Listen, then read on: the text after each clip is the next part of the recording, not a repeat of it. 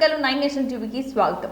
ఫిబ్రవరి 3 నుంచి 5వ తేదీ వరకు తిరుమలలో ధార్మిక సదస్సు నిర్వహిస్తున్నట్లుగా టీటీడీ ఈవో ధర్మారెడ్డి తెలిపారు. ఈ సదస్సును దేశంలోని ప్రముఖ పీఠాధిపతులు, మఠాధిపతులు, ధార్మిక సంస్థలతో సదస్సు నిర్వహిస్తున్నామని శుక్రవారం జరిగిన డయల్ యువర్ కార్యక్రమంలో తెలిపారు. రామ జన్మభూమి అయోధ్యలో ఈ నెల 22న జరిగే రామచంద్ర వారి విగ్రహ ప్రతిష్టకు శ్రీరామ మందిరం ప్రారంభోత్సవం సందర్భంగా అయోధ్య రాముల భక్తులకు వితరణ చేసేందుకే 25 గ్రాముల బరువు గల లక్ష శ్రీవారి లడ్డులను అయోధ్యకు పంపించేందుకే ఏర్పాట్లు చేస్తున్నామని తెలిపారు. డయల్ యువర్ కార్యక్రమంలో జేఈఓలు శ్రీమతి సదా భార్గవి, శ్రీ వీరబ్రహ్మం తదితరులు పాల్గొన్నారు. 2 రకాల నైవేద్యాలు పెడతారు.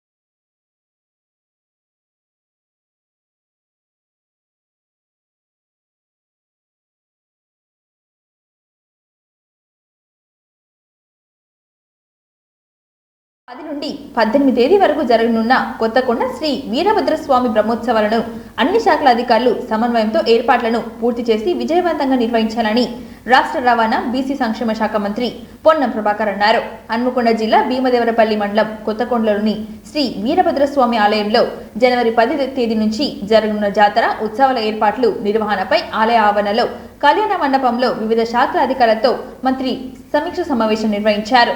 సమీక్ష సమావేశానికి ముందు ఆలయంలో మంత్రి పొన్నం ప్రభాకర్, వర్ధనపేట ఎమ్మెల్యే కేఆర్ నాగరాజు స్వామివారికి ప్రత్యేక పూజలు నిర్వహించారు. ఆలయానికి వచ్చిన మంత్రులు, ఎమ్మెల్యేలు, ఆలయ పూజారులు, దేవాదాయ శాఖ అధికారులు పూర్ణకుంభంతో స్వాగతం పలికారు. ఆలయం చుట్టూ ప్రదక్షిణ చేసిన అనంతరం శ్రీ వీరభద్రస్వామిని వారిని దర్శించుకొని వారి ప్రత్యేక పూజలు నిర్వహించారు. అనంతరం కళ్యాణ మండపంలో జిల్లా అదనపు కలెక్టర్ మహేందర్ జీ అధ్యక్షతన నిర్వహించిన సమీక్ష సమావేశంలో మంత్రి పాల్గొన్నారు. ఎమ్మెల్యేలు కె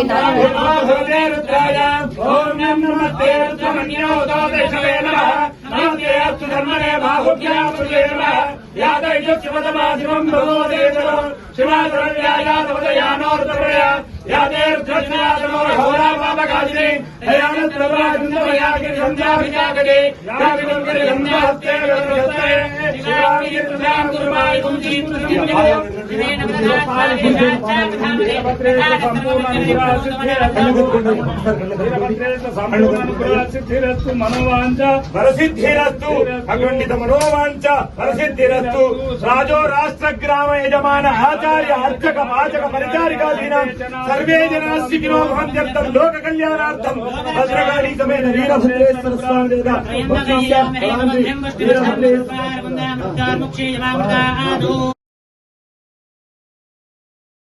రేపు తెలంగాణ దానిపై మీరు ఏమంటారు? అద్దె బస్సులు నడవని ఎక్కడ ప్రకటనలే వాళ్ళ యాజమాన్యం నాకు కూడా కలిసిరు, ఆర్టీసీ ఎండీ గారిని కలిసిరు, కమిటీ వేసినాం. 10 రోజుల సమయం లోపల వాళ్ళ యొక్క గ్రీవెన్స్ వాళ్ళ యొక్క బాధను ప్రభుత్వం వింటది, పరిష్కరిస్తుంది. సమ్మెకు అటువంటి పోయే అవకాశం లేదు. ఒకవేళ ఏం వాళ్ళకు న్యాయమైన కోరిక వినకపోతే కదా ఆ సంఘాన్ని కూడా అడగండి. వాళ్ళు ప్రకటన ఇవ్వలేదని చెప్తా ఉన్నారు. ఇది కొంతమంది దొంగలు సృష్టిస్తున్నటువంటి రాజకీయం. బస్సు యజమానుల సంఘం నన్ను కలిసింది, ఆర్టీసీ ఎండీ గారిని కలిసింది, వాళ్ళు మీటింగ్ అయింది, స్పష్టంగా వాళ్ళ అంశానికి ఒప్పుకున్నారు. దీని మీద తెలంగాణ ఆర్టీసీని చూసేటువంటి, ట్రాన్స్పోర్ట్ను చూసేటువంటి ప్రెస్ బీట్ ఆ యొక్క సంఘ నాయకులతో మాట్లాడమని కూడా కోరుతా ఉన్నా. మేము సానుకూలంగా ఉన్నాం. ఇది కాదు, ఆటో కార్మికులకు ఒకవేళ నష్టం జరిగితే కూడా మేము ఓపెన్ బహిరంగంగా దేవాలయం ముందు నిల్చొని చెప్తా ఉన్నాం. వాళ్ళకి వ్యతిరేకం కాదు. మేము మహిళలకు ఉచితంగా ప్రయాణం నిర్ణయం తీసుకున్నాం. ఆటోలకు నష్టం జరగాలని కాదు. ఒక నిజంగా నష్టం జరిగితే మేము ప్రభుత్వ ప్రతినిధిగా చెప్తా ఉన్నా, వాళ్ళ సమస్య పరిష్కరిస్తాం. మీరు తెలంగాణ బిడ్డలు, మా ఇంటోళ్ళు, మీకు నష్టం చేసేటువంటి మాకు అవసరం లేదు. అనవసరంగా టీఆర్ఎస్ చక్కర్ల పడకండి. ధర్నాల పేరు మీద అనవసరమైనటువంటి ఆలోచన చేయకండి. 4 లక్షల లెక్క మెట్రో వచ్చింది, ఏం చేశారు? ఊలో ఓవర్ వచ్చింది, ఏం చేశారు? అరే ఇలా అనేకమైన ఈరోజు టీఆర్ఎస్ పార్టీ అసహనానికి గురై కాంగ్రెస్ పార్టీని 460 420 చీటర్స్ గా ఒక బుక్లెట్ రిలీజ్ చేసింది. మేము అడుగుతా ఉన్నా, నెల రోజుల లోపల ఇచ్చిన హామీల్లో ప్రధానమైనటువంటి మహిళలకు ఉపయోగపడే ఉచిత బస్ సౌకర్యము, 10 లక్షల ఆరోగ్యశ్రీ ఇప్పటికే అమలవుతుంటే, మిగతా గ్యారెంటీలకు సంబంధించి ప్రజాపాలన పేరు మీద యావత్ రాష్ట్ర వ్యాప్తంగా 6 గ్యారెంటీల అప్లికేషన్లు తీసుకుంటారు. ఈ సందర్భంలో ఎందుకు టీఆర్ఎస్ పార్టీ అసహనానికి గురైతుందని అడుగుతా ఉన్నాం. ఇది ప్రజాస్పందన చూసేటటువంటి మీ ఈర్షణ, మీ ప్రభుత్వం మీద జరుగుతున్నటువంటి వాస్తవాలు బయటికి ప్రజలకు ఈ గల్లా గురికి తెలంగాణ రాష్ట్ర ఖజానా ఖాళీ చేసింది కాబట్టి మీరు ముందుగానే ప్రభుత్వాన్ని విమర్శించే ప్రయత్నం చేస్తా ఉన్నారా? ఈ రోజు అడుగుతా ఉన్నాం మేము 420 అయితే ఈ రాష్ట్రాన్ని దోపిడీ దొంగల్లాగా దోచుకొని డికాయిటిక్ సెక్షన్ 390, నేను అడ్వకేట్ను, వారి పోలీస్ అధికారి, 390 సెక్షన్ తెలంగాణ ప్రజలారా, భారత రాజ్యాంగ స్మృతి ప్రకారంగా టీఆర్ఎస్లకంతా చదువుకునే బుద్ధి, జ్ఞానం, చట్టం, రాజ్యాంగం పట్ల గౌరవం లేదు. తెలంగాణ ప్రజలు సెక్షన్ 390 దోపిడీదారులు, డెకాయిట్లకు సంబంధించిన సెక్షన్, అది మీ మీద పెట్టే రోజు వస్తుంది, జాగ్రత్త. మేము ఇప్పటివరకు నెల రోజుల కాడాగాలి, చీటర్స్ ఎట్లా అవుతాం, 420 కేసు ఎట్లా అప్లై అవుతుంది? మీకు అసహనం, బుద్ధి కూడా ఏం పని చేయాలో కూడా తెలుస్తలేదా? ఒకవైపు 2 గ్యారెంటీలు అమలు చేసి మిగతా 6 గ్యారెంటీలకు సంబంధించిన ప్రక్రియ అప్లికేషన్ కొనసాగుతుంటే ఎందుకు తొందరపడుతున్నారు? రాష్ట్రంలో ఖజానా ఖాళీ అయిందని చెప్పిన వాస్తవాన్ని జీర్ణించుకోలేకపోతున్నారా? ఇదేం అన్యాయం? గత 10 సంవత్సరాలుగా అనేక హామీలు అమలు కానీ మీ ఉన్నాయి, వాటిని అడిగే హక్కు లేకుండా హౌస్ అరెస్టులు, ఎక్కడికక్కడ నిర్బంధం, నియంతృత్వం చేసిన మీరు ప్రజాస్వామ్యంలో మీకు ఒకవేళ ప్రభుత్వం నచ్చకపోతే, ప్రభుత్వ పాలసీ నచ్చకపోతే నిరసన చెప్పి హక్కుంటాక నెల రోజులు కూడా కానీ ప్రభుత్వం మీద 420 అనడం అంటే ఇది పూర్తిగా దగాకోరు, డెకాయిట్, ప్రభుత్వ ట్యూషన్లు ముసుగులో అధిక ఫీజులు వసూలు చేస్తున్నారని విశాఖపట్నం జిల్లా ద్వారకా నగర్ సమీపంలో ప్రముఖ ఎడ్టెడ్ సంస్థ బైజూస్ కార్యాలయంపై విద్యార్థుల సంఘ నాయకులు దాడి చేశారు. కార్యాలయం అద్దాలు పగలగొట్టడంతో సహా కంప్యూటర్లు, ఇతర ఎలక్ట్రానిక్ పరికరాలు ధ్వంసం చేశారు. అంతకు సంబంధించిన వీడియోలు సోషల్ మీడియాలో వైరల్ అవుతున్నాయి. వీడియోలో ఉన్న దృశ్యాలను బట్టి బలవంతంగా బైజూస్ కార్యాలయంలోకి చొరబడి 7-8 మంది వ్యక్తులతో కాసేపు అక్కడ గందరగోళం సృష్టించారు. బైజూస్ సిబ్బంది వారిని అడ్డుకునే ప్రయత్నం చేసినా వారు వెనక్కి తగ్గలేదు. ప్రభుత్వానికి వ్యతిరేకంగా ఆరోపణలు చేశారు. ఈ క్రమంలో కర్రలతో దాడి చేస్తూ విధ్వంసం సృష్టించారు. సమాచారం అందుకున్న పోలీసులు అక్కడ చేరుకొని ఆందోళన చేసిన వారిని అదుపులోకి తీసుకున్నారు.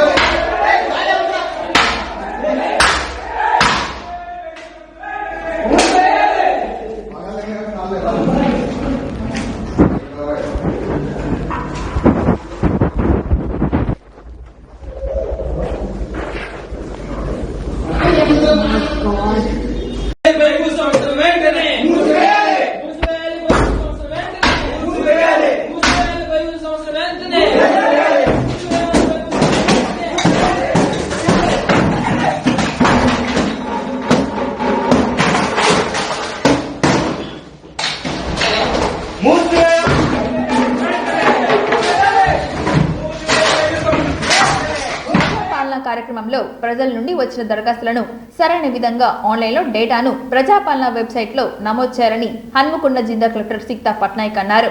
శుక్రవారం హన్మకొండ జిల్లా కలెక్టరేట్లోని సమావేశపు హాల్లో ప్రజాపాలన స్వీకరణ దరఖాస్తుల డేటాపై వివిధ ప్రభుత్వ శాఖలతో పనిచేస్తున్న డేటా ఎంట్రీ ఆపరేటర్లకు జిల్లా స్థాయి శిక్షణ కార్యక్రమాన్ని నిర్వహించారు.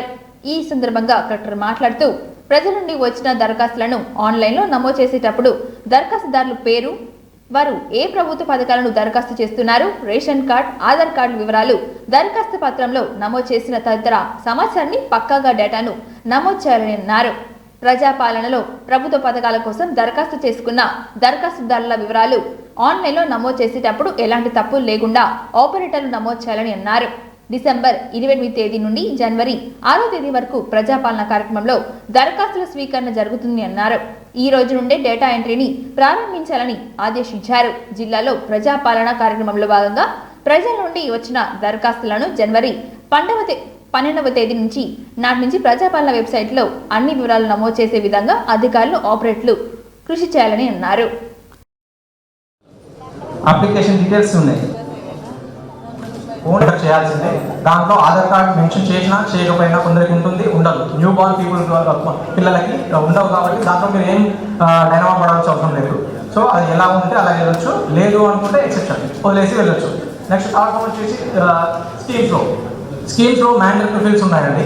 ప్రతి దానికి ఎస్ఆర్లో అన్ని mandatory fields. If in case ఫామ్లో వాళ్ళు పెట్టలేదు, టీకే పెట్టలేదు, లేకపోతే ఏం ఖాళీ వదిలేశారు, డెఫినెట్గా ఖాళీ వదిలేశారు.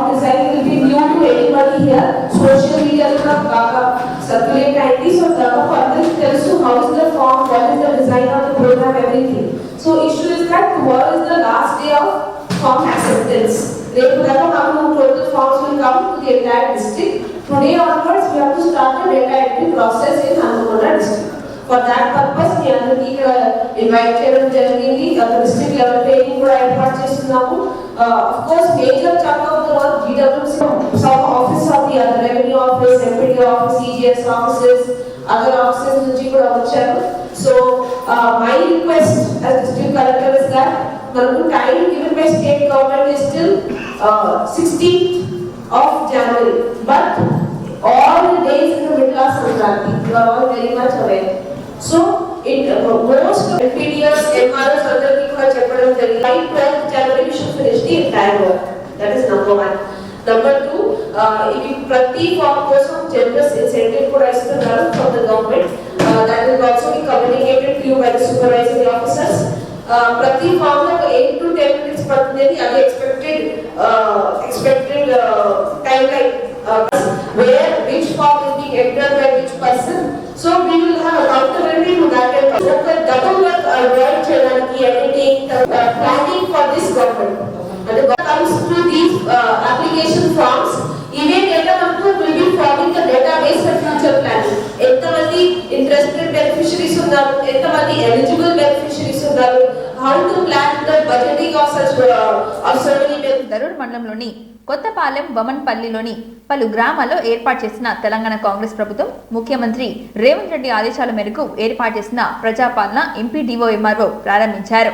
ఈ సందర్భంగా పంచాయతీ సెక్రటరీ మాట్లాడుతూ తెలంగాణ రాష్ట్రంలో నూతనంగా ఏర్పడిన కాంగ్రెస్ ప్రభుత్వం ప్రజలకు సంక్షేమం కోసం తలపెట్టిన 6 గ్యారెంటీల పథకాలను అర్హులైన ప్రతి కుటుంబానికి అందిస్తున్నామని అన్నారు.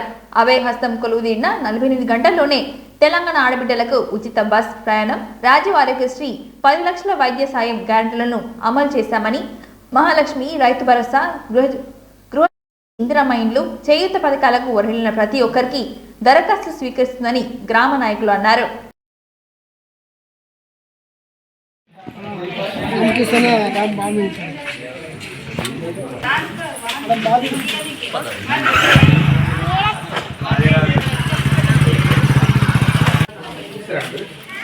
ఎవరు ఇది తెలుగు పావని గ్యాస్ లేదా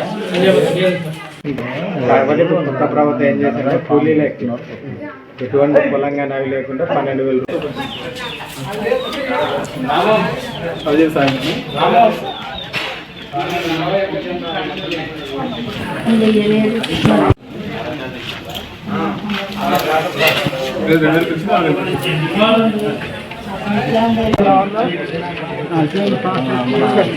ఏర్పాటు ఏ విధంగా మీరు నా పేరు తిరుమలేష్, కొత్తపాలెం మండలం. అయితే ఇక్కడ ఈరోజు మన గ్రామ పంచాయతీలో 4వ తారీఖు మనము ఉభయస్థంలో ప్రజాపాలన కార్యక్రమం చేపట్టడం జరిగింది. ఇందులో మేము 4 కౌంటర్లు, 5 కౌంటర్లు ఇక్కడ కొత్తపాలెంలో 5 కౌంటర్లు స్కూల్ దగ్గర ఏర్పాటు చేసినాం. ఇంకొకటి కొత్తపాలెం తాండాలో ఒక కౌంటర్ ఏర్పాటు చేసినాం. మొత్తం రేషన్ కార్డులు వచ్చేసి 449, ఇప్పటికీ 380 అట్లా 370 అట్లా అయిపోయింది. అయితే 6 కౌంటర్లు ఏర్పాటు చేసినాం. 6 కౌంటర్లకి అందరూ పంచాయతీ కార్యదర్శులు అందరినీ ఒక్కొక్క కౌంటర్ పంపించి వాళ్ళతో పాటు మళ్ళీ వాళ్ళకు ఒక అసిస్టెంట్ నుంచి మేము 6 కౌంటర్లను పూర్తి చేస్తాం. ప్రజలకు దరఖాస్తు ఫామ్స్ వాళ్ళ ఇంటి దగ్గరికి మేము మా మల్టీపర్పస్ వర్కర్లతో ఈ అంగన్వాడీ వాళ్ళందరికీ కూడా ఇంటికి పోయి ఇచ్చేసినాం. దాని తర్వాత మా ఫామ్స్ కూడా మేమే రాసిచ్చి వాళ్ళకి ఇవ్వడం జరిగింది. ఈ ఫామ్లో అభయాస్తం అంటే 5 పథకాలకు సంబంధించిన దరఖాస్తు తీసుకుంటాం. మొదటిది మహాలక్ష్మి, తర్వాత రైతు భరోసా, 3వది గృహజ్యోతి, 4 ఇందిరమ్మ ఇంట్లో, 5 చేయుత. మహాలక్ష్మిలో పథకంలో బాగంటే వాళ్ళకి ఫామ్ ఇవ్వడం, దాంట్లో గ్యాస్ వాళ్ళకి అంటే మహాలక్ష్మి అంటే మహిళలకు ప్రతి నెల 2500 ఇచ్చే పథకం. దీంట్లోనే ఇంక్లూడింగ్ గ్యాస్ కూడా ఉంటుంది 500కి. అంటే ఇప్పుడు మనకి మార్కెట్లో 974 ఉంటే మిగిలిన ప్రభుత్వమే సబ్సిడీ రూపకంగా ఇస్తుంది కాబట్టి ఇది. తర్వాత రైతు భరోసా, దీంట్లో కూడా 2 ఉంటాయి. అంటే రైతులకు ఎకరానికి 15,000 ఉంటుంది. ఇంకో లేని వాళ్ళకు కూడా 1 లక్షల రూపాయల సాయం చేస్తుంది. దీంట్లోనే మన ఉద్యమకారులని ఇంతకుముందు తెలంగాణ ఉద్యమంలో పాల్గొన్నటువంటి వాళ్ళు కూడా 250 చదరపు గజాల స్థలం కూడా ఇస్తుంది. అంటే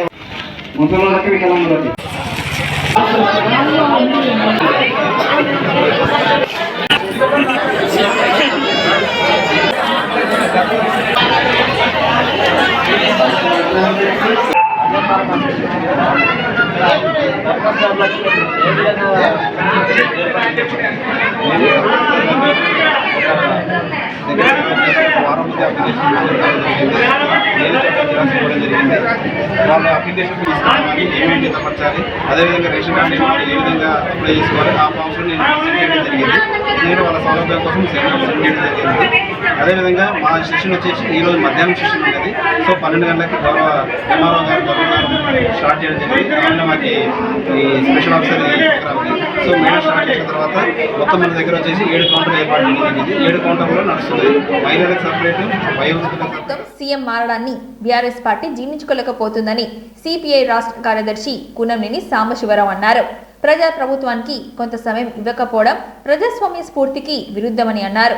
కాంగ్రెస్ అధికారంలోకి వచ్చిన నెల రోజులు కూడా కాకముందే బీఆర్ఎస్ హడావిడి చేయడం సరికాదని అన్నారు. ప్రజా సమస్యల పరిష్కారం కోసం కొత్త సర్కార్కు కొంత సమయం ఇవ్వాలని అన్నారు. హైదరాబాద్లోని భవన్లో సిపిఐ రాష్ట్ర సమితి సమావేశం ముగిశాయి. ఈ సందర్భంగా సిపిఐ జాతీయ కార్యదర్శులు కె నారాయణ, అజీజ్ పాషా, మాజీ ఎమ్మెల్యే వెంకటరెడ్డి తదితరులతో కలిసి సాంబశివరావు మీడియాతో మాట్లాడారు. వచ్చే లోక్సభ ఎన్నికల్లో ఖమ్మం, వరంగల్, పెద్దపల్లి, నల్గొండ, భువనగిరి స్థానాలపై ఫోకస్ పెట్టామని చెప్పారు.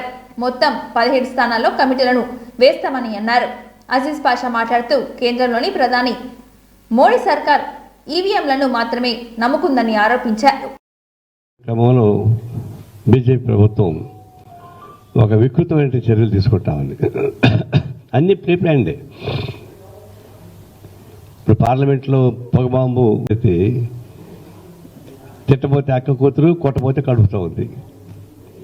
కాబట్టి ఆ పద్ధతిలో మేము కాంగ్రెస్ పార్టీ గవర్నమెంట్ ఇలా మా రిలేషన్స్ ఉండాల్సిన పరిస్థితి ఏర్పడతా ఉంది. ఇప్పుడు భారతదేశం మొత్తం మీదుగా ఇచ్చింది పాసిబిలిటీ చెప్పాడు, వేసింది పొగబాంబు వాళ్ళ 2 కార్యకర్తలు. అమిత్ షా పైన వేసి ఉంటే, మోడీ పైన వేసి ఉంటే, లేదా ప్రతిపక్ష నాయకుల పైన వేసి ఉంటే టెస్టులు ఉంటాయి. అజిత్ పాషా కూడా ఎంపీగా ఉన్నాడు. ఎంపీ కదా, ఎంపీకి పాస్ తీసుకున్న మేము 3-4 చోట్ల చెకప్స్ ఉంటాయి. హోమ్ మినిస్టర్ చేతగాంతనమా అంటే నేను హోమ్ మినిస్టర్ చాలా హక్కులు ఉన్నాయి చేయడానికి. కనుక ఉద్దేశపూర్వకంగానే దాన్ని నాటకం ఆడారు, తెలియజేసాయి. బాయ్కట్ సస్పెండ్ చేసిన ఘటన మననే జరిగింది. పార్లమెంట్ సభ్యులు సస్పెండ్ చేస్తున్నారు, తీర్మానాలు పాస్ చేస్తాం, బిల్స్ పాస్ చేసుకుంటున్నారు. క్రమంలో ఒక వికృతమైన చర్యలు తీసుకుంటామండి. అన్ని ప్రీప్లాన్డే. లేదా ప్రతిపక్ష నాయకులపై వేసి ఉంటే ఏమైనా నిరాకరించాడు. కానీ ఇప్పుడుండే ప్రెసిడెంట్ పోగానే ఎడం చేత్తో కుడి చేత్తో ఎడం కాలుతో సంతకాలు పెట్టేస్తారు. బల్క్ పంపిస్తారండి ఎవరన్నా. 7 బిల్స్ మళ్ళీ కలుద్దాం. చూస్తూనే ఉండండి ఓర్గలు 9 నేషన్ టీవీ.